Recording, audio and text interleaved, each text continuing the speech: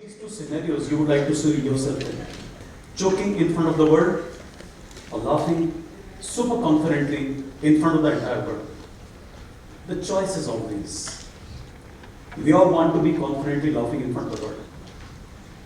So how many of you agree or believe that confidence is the supermost requirement for anybody to become successful, especially when it comes to leadership by show of hands? Good. And how many of you believe that there can be some darker sides to the confidence as well? Darker sides which nobody teaches you about. Darker sides which nobody talks to you about. No school touches this upon. Those are the points which I will be touching upon today because of my own learning. My journey has been very, very exciting. So you must get excited now. So to get excited, the next few minutes are going to be very, very exciting. So fasten your seat belts, guys, but loosen your pant belts because there is going to be enough food for thought. You need to have space to adjust yourself. So guys, leadership comes with uncountable opportunities. The world talks about IQ. The world talks about EQ to success.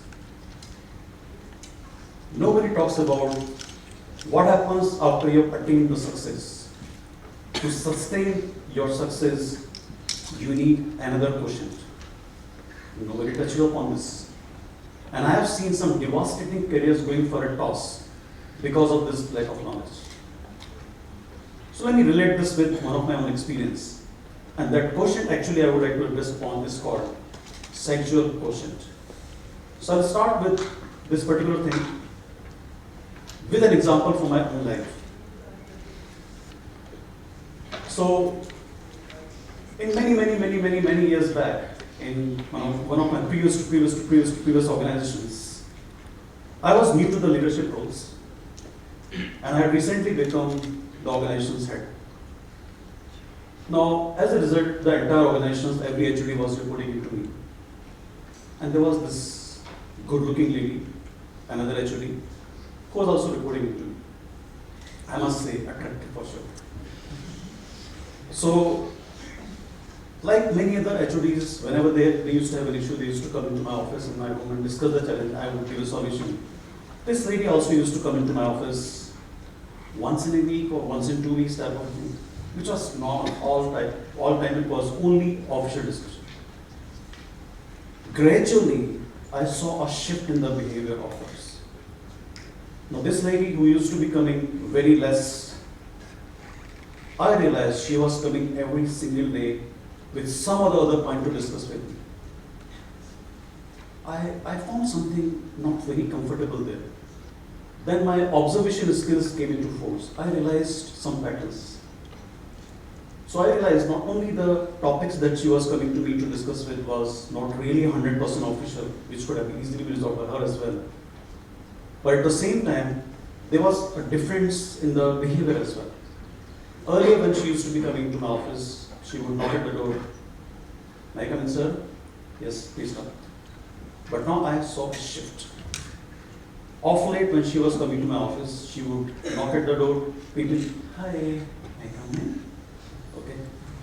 Now I never noticed anything about this which is not really comfortable or uncomfortable. But when I realized something is happening which is not right, maybe my some senses started coming in force, I started observing even more. And then I realized when she used to be standing in front of me, at times playing with the hair and all those type of things were happening, which was not really comfortable. Now the final point here was, nothing was being said. Nothing was being said, and so I could not have pointed anything to her. But I knew what was happening, where it was leading into. And I must say that I did have some temptation. At the same time, the temptation got immediately nullified when I realized that's not my path. That's not my goal. And I have to be committed to whoever I am committed. And I have to be committed to my job as well, to my professional life as well.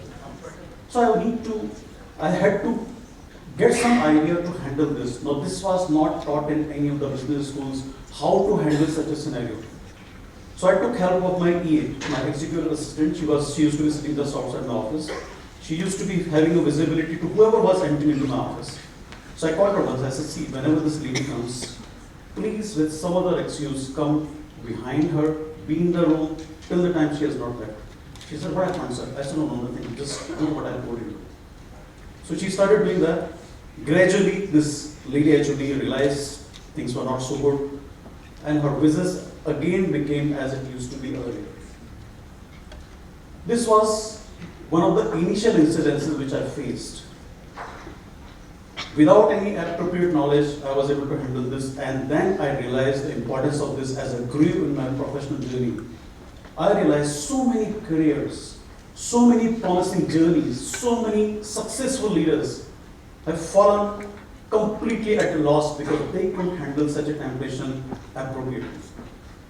And I realized I was really fortunate that some senses came into me where I was able to handle this. This is very common. It's not common from men to women only, it's from women to men as well. From every angle it is common. But as a leader, we must learn, and as you guys progress in your leadership journey, you must learn to handle this.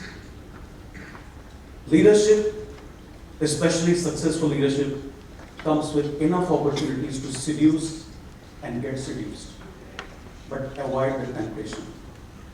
And when you master your sexual quotient, you don't even know you are actually completely controlling every single other temptation that may come in your path towards your success. At times it may look very, very exciting. At times it may look very, very opportunistic, but we don't even realize those few moments can have devastating impacts in the larger scale. Those few escapades can have completely jeopardizing your career, your personal life, your professional life, your growth path completely. So the first lesson which I want to say through this is have complete control on self. And when you control the sexual quotient, you exercise tremendous power in yourself. And then you will never be able to fall into any temptation. So the success will always be with you. You will never have to be worried about anything. That is the first thing which I thought I must share with this learning of mine. Now the second thing, everybody, and why not? You all are human being. Compliments, appreciation, praises, everything always excites us. Whatever we do, if I'm wearing this tie today like this, I want to be appreciated. How is this tie? If I make some meals, is the salt fine in the meals? Is it okay? We need to have some appreciation some other way. If somebody does not appreciate, we find ways to get the appreciation. Just as I said, salt is fine. We are indirectly asking for an appreciation. If I put up a new perfume, how am I smelling? We are asking for an appreciation because we have been tuned and trained for this from the very childhood. It's not our fault. But as a leader, we need to understand this. When in the childhood, we do something good, our parents or elders or teachers, they give a toffee. Or they appreciate. This is continuously tuning into our mind. We need to have appreciation, we need to have appreciation. If you have done something, we need to have appreciation, we need to have compliments. If it doesn't happen, rejected, demotivated. Now guys, this is a behavior which every leader encounters on the journey to leadership. And hence, we don't even realize that we are continuously becoming slowly as we progress in life, dependent on the appreciation, dependent on the compliments, dependent on the praises, dependent on the greetings. And any type of dependency in this life is absolutely nonsensical. It is actually going to kill your individuality. Hence, when you are doing something in your leadership journey, never be bothered about what others are saying. I have been a party to so many people who I see in my organization, current or previous. There are some of the top performers I have seen going demotivated because they were not being appreciated for any specific thing. It doesn't happen every day. I may be appreciating somebody today, but I will not appreciate the person tomorrow. It doesn't happen every day. But at the same time, people become so dependent on this that if they are not appreciated, they feel demotivated. Their performance goes down the hill. Now that is something which is very, very sad. And understand, the appreciation or the praise is absolutely good to have, but it should not be a dependency. You cannot have a dependency on anybody else. The only person you want to be dependent to get this type of appreciation, yourself. Just yourself. So when you work, just work. Put in your 100% into it. No need to be looking at somebody or the other. Just put in your 100% into it. If you are satisfied with yourself, nobody can defeat you. Nobody can defeat you. And you don't need to be dependent on anybody then. So my father basically expired when I was in 11th standard only. I didn't have any godfather or so, but the only thing which was with me was my own self. I never had a dependency because I didn't have anybody. So that's what I wanted to share with you guys. Never ever be dependent on anybody for any type of an appreciation or a praise. Do your best. When you do your best, you are doing the right things, and somewhere or the other day, it will be recognized, because the good work is like aroma. It will 100% be noticed. So the lesson number 2 which I wanted to share with you through my learning is, never be dependent on the appreciation or the praises or the compliments. Just be satisfied with yourself and look at what you are doing. If you are true to yourself, if you have done your 100%, just keep doing it. Don't worry about what people say. Okay guys, so the story was about the last part which I've written has top times. I was in my post-graduation that time. I was in Ames, and there was a colleague of mine, and I used to have a bike that time. Those were the times when the mobiles were, not affordable for everybody, so I didn't have a mobile. So many times this colleague of mine used to be asking me, can you please drop me? So I used to drop him. I used to enjoy driving with him. But his house was on the outskirts of Delhi, pretty far off. More or less like a village type of a scenario. And so much so that the roads were not appropriate. There was no street light also in the area where he used to be living. It was one such day when he asked me to drop. And I of course happily agreed. And I was taking him there. So I reached there, I dropped him. It was winter time. I love winter. Don't ask me how and why. So it was winter time. I dropped him and I was coming back. It was late in the evening and it was dark. Because winter gets dark faster. Suddenly my bike got broke right at the middle of the road. Now this road was leading directly into the main road of Delhi, but this was a very, very long road. My bike got broke in the middle.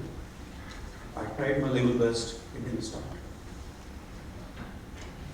Complete dark, no light anywhere, no help anywhere. I had to take a decision. So the decision which I took was, I recall that on the main road of Delhi there was some mechanic. I must walk up to him. If he's there, I'll catch him here. If he's not there, I'll pick up some bus and go home. So I had decided to walk up to the main road. So I had to leave my bike there. As I started walking, there was fog flowing all over. It was complete dark. I was not really able to see anything. All this while I was using the headlight of my bike, but that was also not there. So I started taking steps very carefully in the dark. From a distance, I could see there was a street lamp somewhere on the road. Through the scattered fog, I could see a very scattered light of it. That particular light became my destination, my goal. Because that was telling me I was moving in the right direction. And I was taking the steps. My every step, my feet were really helping me. I should not fall into a pothole or a stone on the road. I was continuously looking at that light which was flickering. Probably the bulb of that light was at the fag of the end of the slide. As luck would have it, boom! That light was also gone. I was in complete dark. Nothing in front of me. That was the time when I realized my eyes were picking up the vision from behind in front of me. So much so that in that dark, in that flowing fog, with hardly a visibility, I was still able to visualize so much, which I never imagined I was able to ever before.